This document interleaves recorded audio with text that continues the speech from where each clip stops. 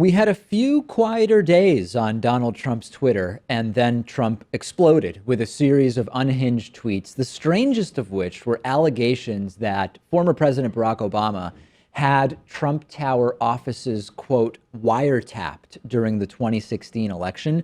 Trump presented no evidence for this, but the timing of the tweet was not long after propaganda news website Breitbart published an article making basically the same allegations. Here's the tweets that Donald Trump sent, starting with terrible. Just found out that Obama had my wires tapped in Trump Tower just before the victory. Nothing found. This is McCarthyism. Of course, it's not McCarthyism. Has nothing to do with McCarthyism. Continuing was Trump. Quote, is it legal for a sitting president to be, quote, wiretapping a race for president prior to an election? Turned down by court earlier, a new low. Trump continued. I'd bet a good lawyer could make a great case out of the fact that President Obama was tapping my phones in October just prior to election, and wrapping up this tweet storm with how low has President Obama gone to tap with a double P? That's like a super tap. TAP would be he tapped the phones. TAPP is like, wow, that's serious tapping. To tap my phones during the very sacred election process. This is Nixon Watergate, bad or sick guy. There's definitely something going on right now that's similar to Nixon Watergate, but I don't think it has anything to do with President Obama. So sometimes it makes sense just to laugh. Sometimes it makes sense to laugh and cry.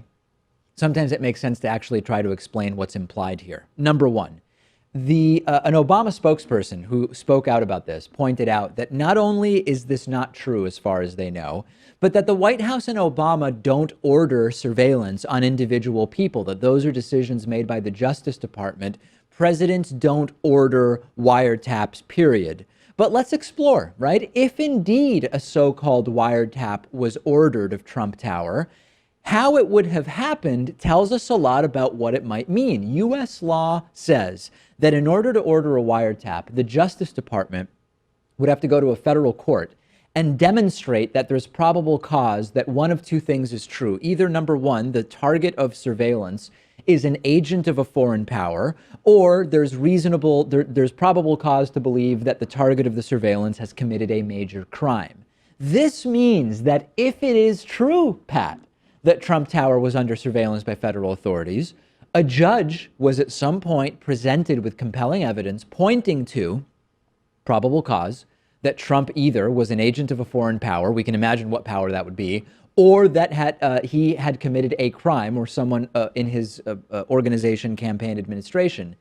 And that would mean that Donald Trump, if the allegation is true, and so far we've not heard evidence suggesting that it's true, if Trump was wiretapped by the Obama Justice Department, that you may have the best evidence so far that Donald Trump was really into something bad. Yeah, and you can tell he's definitely trying to go on the offense here. Anytime that Trump is backed up against the wall on a media story, he'll just make up a new media story of his own. This time, the distraction, if true, is really damning about what it is that the Justice Department hypothetically suspected Trump of having done.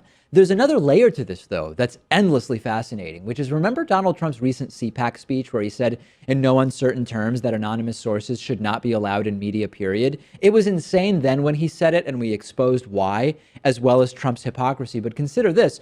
Thursday night, right-wing radio talk show host Mark Levin made allegations about this, unsourced allegations, right? Anonymously sourced, non-sourced allegations.